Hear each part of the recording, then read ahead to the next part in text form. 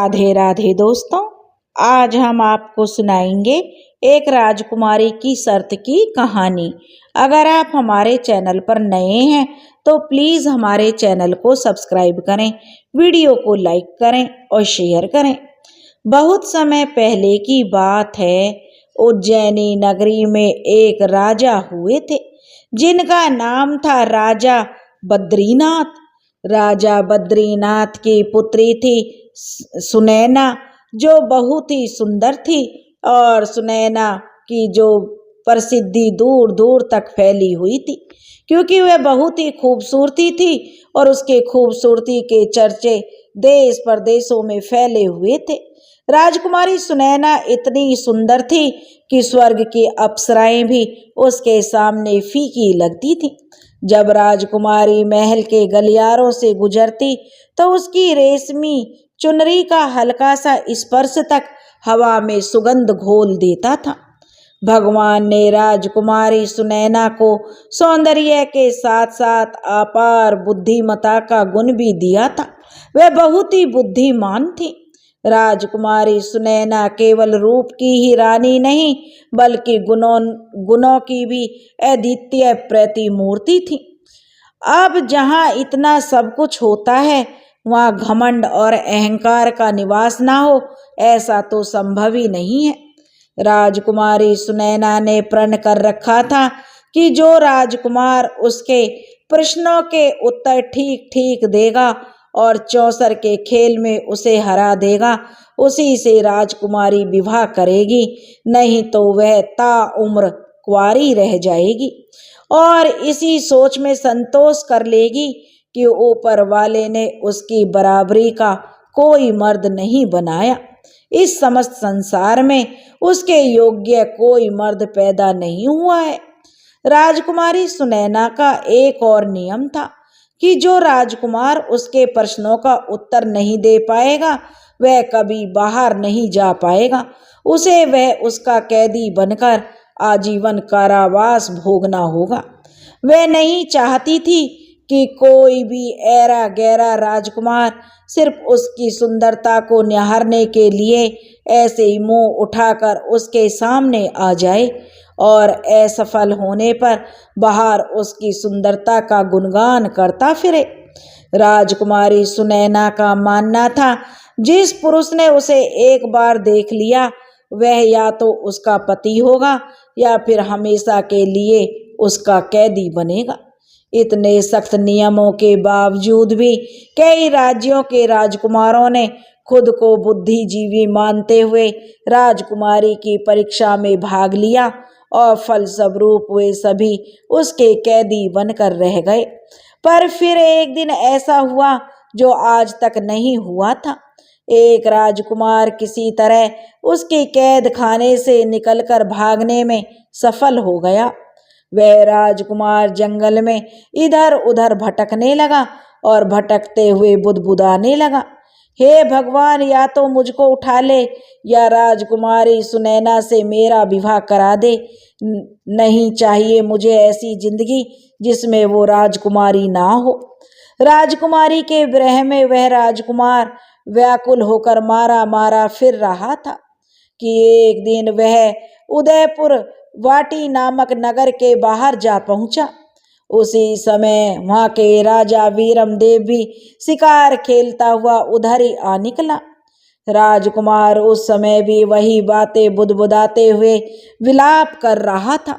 उसके विरह भरे शब्द सुनकर राजा वीरमदेव उसके पास आया और उसकी दुर्दशा देखकर वह राजकुमार से पूछने लगा कि तुम पर ऐसी क्या विपत्ति आ पड़ी है नौजवान, जो तुम इतने व्याकुल हो रहे हो। राजकुमार बोला कि मुझसे मेरा हाल ना पूछो, मेरे प्राण निकलने ही वाले हैं। मुझे तो बस अब हर जगह वो नजर आती है। राजकुमार की बात सुनकर राजा ने जान लिया कि यह युवक किसी युवती का आशिक हो गया है। वह राजकुमार को धीरज बंधाकर बोला, मित्र, अपने हृदय की सारी व्यथा मुझसे कहो, मैं तुम्हारे मन की इच्छा पूरी करने की कोशिश करूंगा। राजा वीरमदेव की बातें सुनकर राजकुमार ने राजा को अपने बारे में सब कुछ बता दिया और सारी बात सुनकर राजा वीरमदेव बोला, घबराओ नहीं मित्र, मैं तुम्हारा समाधान अवश्य करूँगा। और राजा उस राजकुमार को अपने साथ राजमहल में ले गया। अब राजमहल में राजा उसे अपने साथ ले गया तो राजा वीरमदेव के जो थे वह उदयपुर घाटी नगर के बहुत ही दयालु और प्रतापी राजा थे। वे गुरु ओमदास के शिष्य थे। उन्होंने गुरु ओमदास की बहुत सेवा की थी। राजा की सेवा से प्रसन्न होकर गुरु ओमदास ने उन्हें एक बोलने वाला जो मिट्ठू नाम का तोता दिया था। वह तोता बड़ा ही विद्वान था। राजा वीरमदेव तोते से पूछे बिना कोई भी काम नहीं करता था। राजा वीरमदेव ने राजकुमार को ले जाकर महल में ठहराया और स्वयं तोते के पास आकर राजकुमार का सारा हाल तोते से कह सुनाया।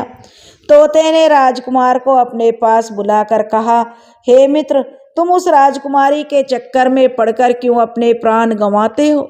उसमें रूप की केवल ऊपरी चमक है, भीतर से तो वह जो विष के समान है। क्यों तुम उसके चक्कर में अपने प्राणों के दुश्मन बन रहे हो? हे राजकुमार, गनीमत यह समझो कि तुम वहां से भागने में सफल हो गए हो, और अगर फिर भी तुम्हारा दिल नहीं मान रहा तो मेरी यह कथा सुनो। सुंदर नगर में एक किसान रहता था। उसकी स्त्री बड़ी ही सुंदर और रूपवान थी, लेकिन वह चरित्रहीन थी। उस स्त्री का एक पुत्र था। स्त्री की गांव के ही एक व्यक्ति चंदन से यारी थी। जब किसान खेत में चला जाता तब चंदन आता और उसके साथ ऐश करता, और जब किसान के आने का समय होता तब वह वहां से निकल जाता। एक दिन उस स्त्री का लड़का यह सब देख लेता है और सारा हाल अपने पिता के आने पर अपने पिता से कह देता है। किसान को जब यह बात मालूम हुई तो वह जल उठा। गुस्से में उसने अपनी स्त्री को खूब मारा पीटा। एक दिन किसान फिर से खेत में गया हुआ था। तभी चंदन उसके पास आया और पूछने लगा कि क्या बात है, आज तुम बहुत उदास दिख रही हो। तब वह स्त्री बोली कि देखो, मेरे बेटे ने तुम्हारे और मेरे ऐशो आराम का सारा हाल देख लिया और अपने पिता से कह दिया। अब मेरा पति मुझे बहुत मारता पीटता है। चंदन फिर अब उस औरत की बात सुनकर कुछ सोचते हुए बोला कि एक काम करो, अपने बेटे का गला घोंटकर मार डाल ताकि तेरे हृदय का दुख समाप्त हो जाए। अपने आशिक की बात सुनकर उस स्त्री ने अपने बेटे को मार डाला। जब किसान वापस आया तो वह चिल्ला चिल्ला कर पुकारने लगी, कोई बचाओ इस जालिम से, इस जालिम ने मेरे लाल को मार डाला, हाय मेरा लाल। स्त्री का चिल्लाना सुनकर मोहल्ले के बहुत से लोग दौड़कर आए और पूछा कि क्या हुआ। तब वह मक्कार स्त्री कहने लगी कि मेरा लड़का एक पैसे के लिए जिद कर रहा था, इसलिए इस निर्दयी बाप ने गुस्से में आकर मेरे पुत्र को जान से मार डाला। यह बात सुनकर जो सैनिक जा रहे थे, राजा के सैनिक, तो उन सैनिकों ने उसे पकड़ लिया और राजा के पास ले गए। उस औरत ने राजा के सामने भी यही बात कही। राजा ने पूछा, उस समय का कोई गवाह है, प्रत्यक्षदर्शी, जिसने यह सब देखा? तो उस स्त्री ने कहा, महाराज, चंदन नाम का एक व्यक्ति वहां खड़ा था। राजा ने चंदन को बुलाकर पूछा तो उसने अपनी प्रेमिका के कहे अनुसार गवाही दे दी, जिसे सुनकर राजा ने किसान को फांसी दे दी। इतनी कहानी कहकर तोता बोला, राजकुमार, औरत जात का कोई भरोसा नहीं है। आप किस्मत वाले हैं जो आपको राजकुमारी सुनैना के महल से भागने का मौका मिला, और फिर से अपनी गर्दन मत फंसाओ तुम। राजकुमार बोला, तोता, चाहे मेरे प्राण ही चले जाए, किंतु एक बार के लिए ही सही, पर राजकुमारी सुनैना मुझे मिल जाए। बस यह कहकर वह लंबी लंबी सांसें भरने लगा।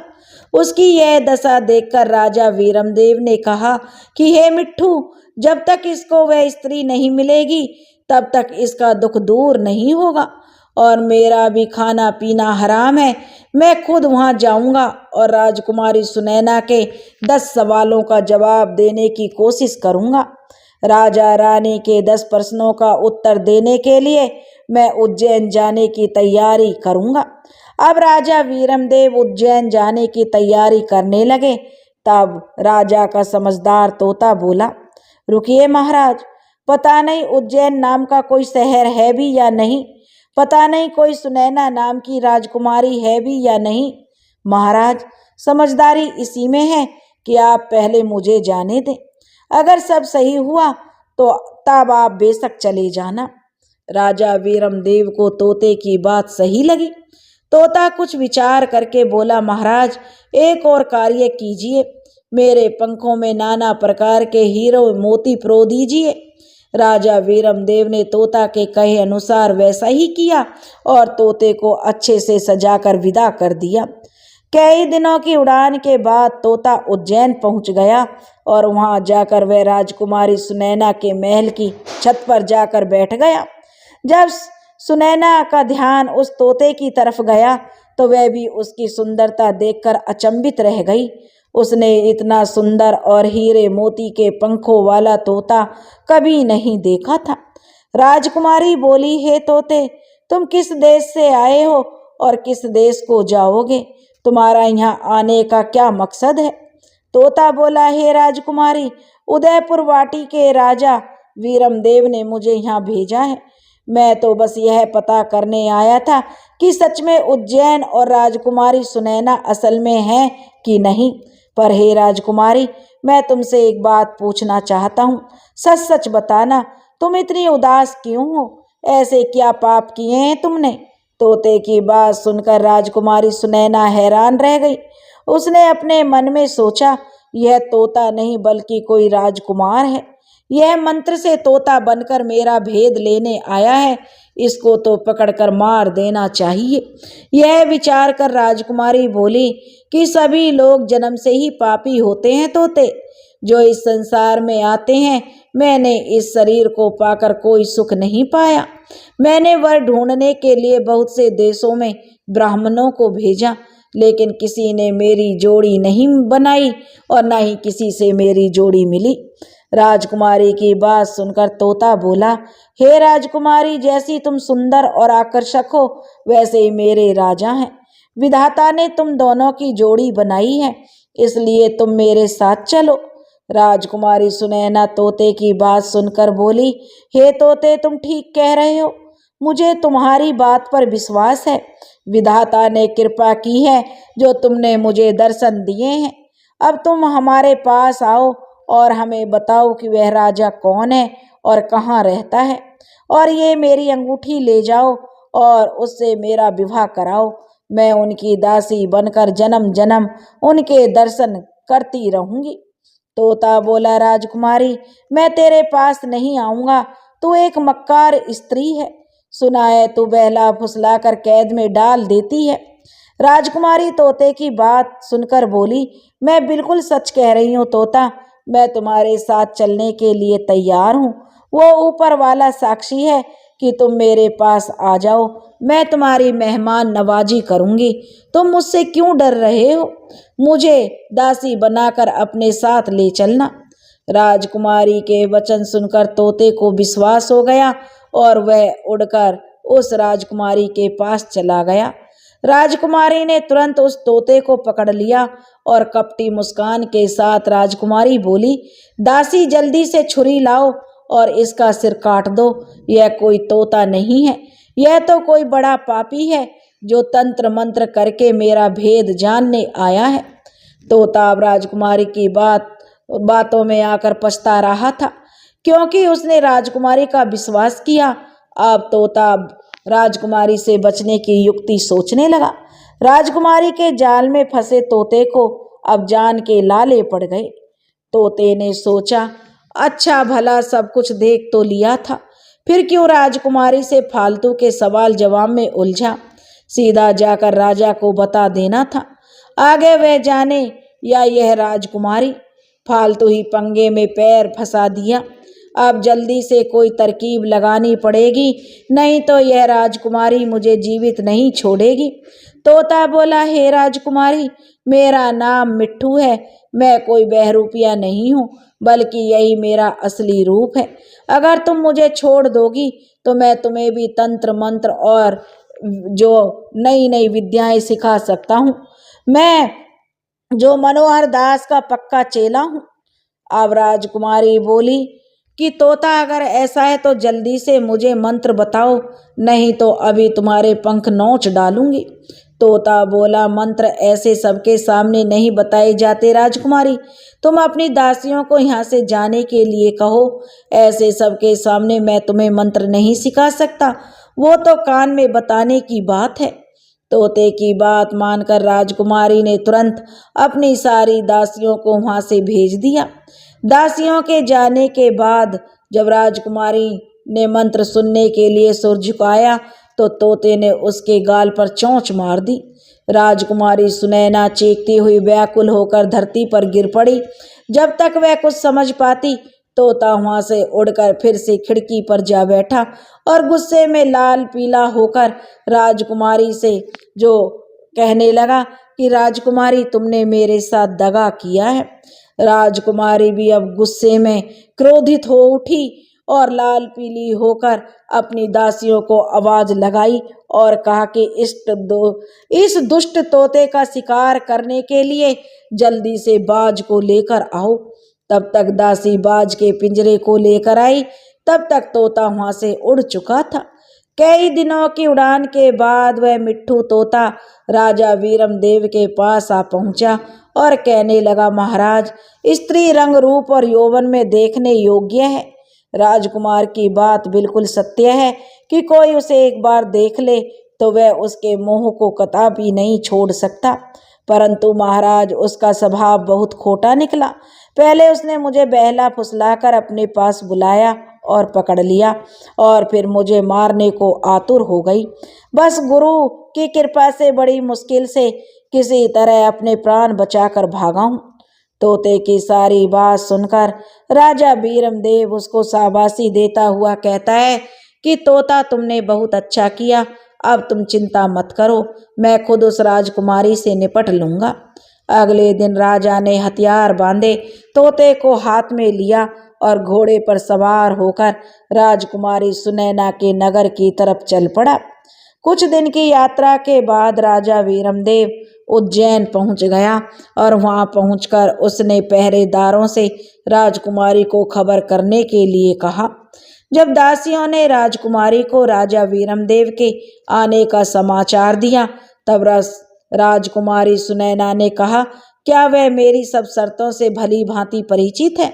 अगर है तो उन्हें आदर पूर्वक अतिथि घर में ठहरा दो। सेवादारों ने राजकुमारी के कहे अनुसार राजा को जलपान कराकर ठहरा दिया। रात हुई तो राजकुमारी सज धज कर बैठ गई और सिपाहियों को आदेश दिया कि राजा वीरमदेव को अपने सम्मुख बुलवा लिया। राजा वीरमदेव राजकुमारी सुनैना के सामने बैठ गए और राजकुमारी बोली कि राजन, अगर मेरे 10 सवालों के जवाब ठीक से दिए तुमने और मुझे चौसर के खेल में हरा दिया तो मैं आपकी हो जाऊंगी। अगर ऐसा नहीं कर पाए तो आपको सदा के लिए मेरा कैदी बनना पड़ेगा। राजा बोला, आप राजकुमारी अपने प्रश्न शुरू करो, मैं जवाब देने के लिए तैयार हूँ। राजकुमारी बोली, ठीक है तो बताओ राजन, कौन सा तालाब बिना पानी के होता है? कौन सा पेड़ बिना डाल के होता है? कौन सा पक्षी बिना पंख के होता है? और कौन सी मौत बिना समय के होती है? राजा वीरमदेव ने अपने गुरु का ध्यान करते हुए जवाब देने शुरू किए और बोले, सुनो राजकुमारी, आंखें हैं जो बिना पानी के तालाब हैं, मौत है जो बिना डाल का पेड़ है, और जीव है जो बिना पंख का पक्षी है, जिसका कोई भरोसा नहीं कब उड़ जाए, और नींद है जो बिना समय की मौत है। राजकुमारी ने दूसरा प्रश्न किया कि राजन बताओ, कौन तपस्वी है जो नित तपस्या करता है? कौन है जो रोज सुबह उठकर स्नान करता है? कौन है जो सब रस उगलता है? और कौन है जो सब रस खाता है? राजा बोला, सुनो राजकुमारी, दूसरे प्रश्न का उत्तर, सूर्य ऐसा तपस्वी है जो नित्य तपस्या करता है। ब्राह्मण रोज सुबह उठकर स्नान करता है। इंद्र राजा वर्षा के रूप में सब रस उगलते हैं और धरती है जो सब रस खाती है, अर्थात वर्षा को सोख लेती है। राजकुमारी ने कहा, ठीक है राजन, तीसरा प्रश्न का उत्तर दो। तीसरा प्रश्न ऐसा क्या है, बताओ राजन, जो कोई स्त्री नहीं कर सकती? ऐसा क्या है जो समुद्र में समा नहीं सकता? और ऐसा क्या है जो अग्नि में नहीं जल सकता? और ऐसा क्या है जिसे काल नहीं खा सकता? अब राजा वीरमदेव बोले, राजकुमारी सुनो तीसरे प्रश्न का उत्तर। एक स्त्री अपने पुत्र के साथ क्रिया नहीं कर सकती। यश है जो समुद्र में समा नहीं सकता। धर्म है जो अग्नि में जल नहीं सकता। और नाम ऐसी वस्तु है जिसे काल खा नहीं सकता। राजा के सटीक उत्तर सुनकर राजकुमारी जो राजा की तरफ देखने लगी और आश्चर्य के साथ साथ अब वह प्रसन्न भी थी। अब राजकुमारी ने चौथा सवाल किया कि राजन, ऐसा क्या है जो बचपन में 30 गज का, जवानी में 4 गज का और बुढ़ापे में 60 गज का और मरने के बाद अनंत हो जाता है? राजा बोला, सुनो राजकुमारी, किसी भी वस्तु या इंसान की परछाई एकमात्र ऐसी चीज है जो दिन में 30 गज की, दोपहर में 4 गज की और शाम के समय 60 गज की और रात में अनंत हो जाती है। राजकुमारी बोली, आप ठीक कह रहे हैं राजन। अब मेरे 5वें प्रश्न का जवाब दो। वह क्या है राजन जो हमेशा बदलता रहता है पर कभी नहीं बदलता? राजा वीरमदेव बोले कि राजकुमारी, वह है परिवर्तन का नियम। संसार में सब कुछ बदलता रहता है, लेकिन यह सत्य कभी नहीं बदलता कि परिवर्तन ही संसार का नियम है। जो इसे समझ लेता है वह जीवन के उतार चढ़ाव में शांति पाता है। राजा वीरमदेव के जवाबों से अब तक पूरी तरह संतुष्ट राजकुमारी सुनैना कहती है, बहुत खूब राजन, अब मेरे छठे प्रश्न का जवाब दीजिए। अगर हर चीज पहले से तय है, यानी हमारा भाग्य है, तो फिर कर्म करने की क्या जरूरत है? छठे प्रश्न का जवाब देते हुए राजा वीरमदेव बोले, सुनो राजकुमारी, भाग्य और कर्म दोनों साथ साथ चलते हैं। भाग्य हमारे पूर्व जन्म के कर्मों का फल है, लेकिन वर्तमान कर्म से हम अपने भविष्य को बदल सकते हैं। यदि कोई किसान अपने खेत में कुछ भी न बोए और कहे कि जो भाग्य में होगा वही होगा, तो क्या उसे अन्न मिलेगा? नहीं, उसे मेहनत करनी होगी, बीज बोने होंगे, पानी देना होगा, तभी फसल आएगी। इसी तरह कर्म हमारा प्रयास है और भाग्य उसका परिणाम। राजा की एक बार फिर से सराहना करते हुए राजकुमारी सुनैना ने अपना 7वां प्रश्न किया कि राजन, मनुष्य को इस संसार में सबसे बड़ा धोखा कौन देता है? तब राजा वीरमदेव बोले, हे राजकुमारी, मनुष्य को संसार में सबसे बड़ा धोखा उसका अपना मन देता है। मन ही वह शक्ति है जो हमें सत्य और असत्य, मोह और वैराग्य, प्रेम और घृणा, सुख और दुख के बीच उलझा देती है।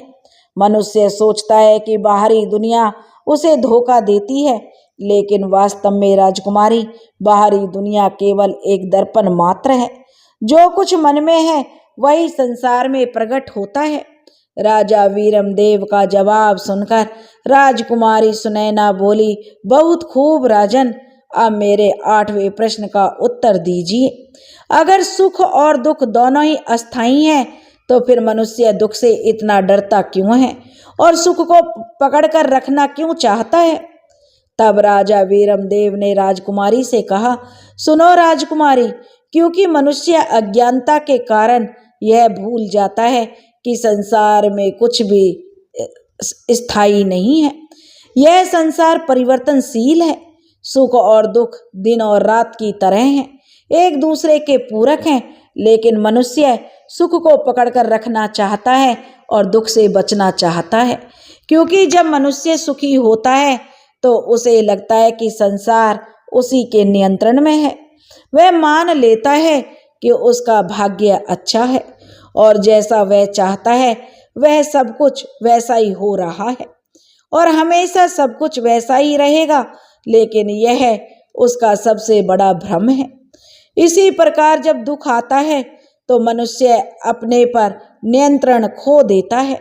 उसे लगता है सब कुछ बर्बाद हो रहा है, जबकि वास्तविकता यह है कि दुख भी उतना ही अस्थायी है जितना सुख। राजकुमारी अब कहती है, ठीक है राजन, 9वां प्रश्न पूछती हूँ, उसका उत्तर दो। राजकुमारी 9वां प्रश्न पूछती और कहती है, हे राजन, क्या यह संसार हकीकत है या केवल एक भ्रम है? तब राजा राजकुमारी के 9वें प्रश्न का उत्तर देते हुए कहते हैं कि सुनो राजकुमारी, यह संसार अस्थायी है, इसलिए इसे पूर्ण रूप से वास्तविकता नहीं कहा जा सकता। जो चीज स्थायी नहीं होती वह भ्रम होती है। उपनिषदों में कहा गया है कि ब्रह्मा सत्यम जगन मिथ्या, अर्थात ब्रह्मा सत्य है, यह संसार माया है। हे राजकुमारी, हम जो भी देखते हैं वह केवल 5 इंद्रियों तक सीमित है। जब हम सपना देखते हैं तो वह हमें पूरी तरह वास्तविक लगता है, लेकिन जागने के बाद वह केवल एक भ्रम होता है। इसी प्रकार यह संसार भी जागृत अवस्था में एक सपना मात्र है। सत्य वही है जो कभी नष्ट नहीं होता और वह केवल आत्मा और परमात्मा है। राजा का जवाब सुनकर राजकुमारी सुनैना बोली, हे राजन, अगर आत्मा और परमात्मा ही सत्य है तो मनुष्य को जन्म से पहले और मृत्यु के बाद का कुछ भी याद क्यों नहीं रहता? राजकुमारी की बात सुनकर राजा वीरमदेव ने राजकुमारी सुनैना के 10वें प्रश्न का जवाब देते हुए कहा कि सुनो राजकुमारी, क्योंकि प्रकृति ने हमें भूलने का वरदान दिया है ताकि हम पिछले जन्मों के बंधन से मुक्त होकर नए अनुभवों को जी सकें। यदि मनुष्य को अपने पिछले जन्मों की याद रहती तो मनुष्य पिछले जन्म के सुख दुख में उलझा रहता और इस जीवन को सही से नहीं जी पाता। स्मृति का नाश ही नया सृजन है, अर्थात जब पुरानी यादें मिटती हैं तभी नया जीवन संभव होता है। कुछ लोग गहरे ध्यान और साधना से अपने पूर्व जन्म की झलक देख सकते हैं, लेकिन यह बहुत ही मुश्किल है, या यूं कहें लगभग असंभव ही होता है। मृत्यु के बाद आत्मा नए शरीर में प्रवेश कर जाती है और एक नया जीवन आरंभ होता है। अगर मनुष्य को सब कुछ याद रहता तो वह कभी भी आगे नहीं बढ़ता। राजा ने राजकुमारी सुनैना के 10 प्रश्नों का उत्तर सही सही दे दिया। यह देखकर राजकुमारी सुनैना बहुत प्रसन्न हुई। उसने अपने सिंहासन से खड़े होकर राजा का अभिवादन किया और बोली, मान गए राजन, आप वाकई में बहुत बुद्धिमान हो, पर अभी मेरी सभी शर्तें पूरी नहीं हुई हैं। अभी आपको मुझे चौसर के खेल में हराना होगा। राजा वीरमदेव खुद चौसर का एक अच्छा खिलाड़ी था। राजा ने कहा, ठीक है राजकुमारी, आपकी यह शर्त भी हम पूरी करने की कोशिश करेंगे। राजा वीरमदेव और राजकुमारी सुनैना के बीच चौसर का खेल शुरू हो जाता है और राजा ने राजकुमारी को चौसर में भी हरा दिया। यह सब देखकर राजकुमारी सुनैना अपने पिता के पास गई और अपने पिता बद्रीनाथ के पास जाकर उन्होंने उस राजा का सारा हाल कह सुनाया और राजा बद्रीनाथ यह सुनकर बहुत ही प्रसन्न हुआ। उन्होंने अपने मंत्री को भेजकर राजा वीरमदेव को बुलाया और बड़े आदर सत्कार के साथ बैठाया। राजा वीरमदेव ने कहा, महाराज, मैंने आपकी बेटी के सभी प्रश्नों के उत्तर दे दिए हैं और उसे चौसर में भी हरा दिया है। अब आप अपनी बेटी को मेरे साथ भेज दीजिए। तब राजा ने कहा कि मैं कोई शुभ घड़ी देखकर अपनी बेटी का विवाह आपके साथ कर दूंगा और आपके साथ भेज दूंगा। तब राजा वीरमदेव बोले, हे राजन, मेरा विवाह राजकुमारी सुनैना के साथ नहीं होगा, क्योंकि यह तो किसी और की अमानत है। यह सुनकर राजा ने जो हैरान होते हुए पूछा, यह आप क्या कह रहे हैं? आपने इसे पराई अमानत किस प्रकार बताया है? तब राजा वीरमदेव ने कहा, महाराज, जिस राजकुमार को आपकी बेटी ने कैद कर रखा था उनमें से एक राजकुमार उसकी कैद से निकलकर भाग गया था और वह अपना राजपाट त्याग कर जंगल में इधर उधर भटकता फिर रहा था। एक दिन वह मेरे राज्य में आया और एक पेड़ के नीचे बैठा रो रहा था। संयोग से मैं भी उधर से निकला और उसे दुखी देखकर मैंने उससे सारा हाल पूछा, तो उस राजकुमार ने आदि से लेकर अंत तक का सारा हाल मुझे कह सुनाया। तब मैंने आपकी बेटी पर सच्चा मोहित जानकर उसके प्रण किया है कि मैं तुमको राजकुमारी सुनैना से मिलवाऊंगा और राजकुमारी का विवाह उसके साथ कर दूंगा। यह बात सुनकर राजा बद्रीनाथ कहने लगा, धन्य है राजन आप, जो आपने एक अनजान व्यक्ति के कारण इतना कष्ट सहा। अब आप मेरी बेटी के मालिक हैं, जिसे चाहो सौंप दो, मेरी ओर से तो यह अब आपकी अमानत है। तब राजा वीरमदेव ने तोते को भेजकर राजकुमार को उज्जैन बुलवा लिया और विधि पूर्वक राजकुमारी सुनैना के साथ उस राजकुमार का विवाह कर दिया। राजकुमार ने खुशी से राजा वीरमदेव के पैर पकड़ लिए और बोला, महाराज मैं हमेशा आपका ऋणी रहूंगा, आप धन्य हैं। राजकुमार और राजकुमारी सुनैना दोनों अब आनंद पूर्वक रहने लगे। राजा वीरमदेव ने राजा बद्रीनाथ से विदा ली और अपने तोते के साथ अपने देश चला गया। राजा वीरमदेव और राजकुमारी सुनैना के बीच का संवाद हमें यह सिखाता है कि जीवन में सुख और दुख, दिन और रात, प्यार और घृणा जैसी चीजें एक दूसरे के पूरक हैं। जो आज है वह कल नहीं होगा, और चाहे दुख हो या सुख, यदि हम इन बदलावों को समझकर शांति पूर्वक स्वीकार कर लें तो हमारे जीवन की यात्रा आसान हो जाती है और हम खुशी से जीवन व्यतीत कर सकेंगे।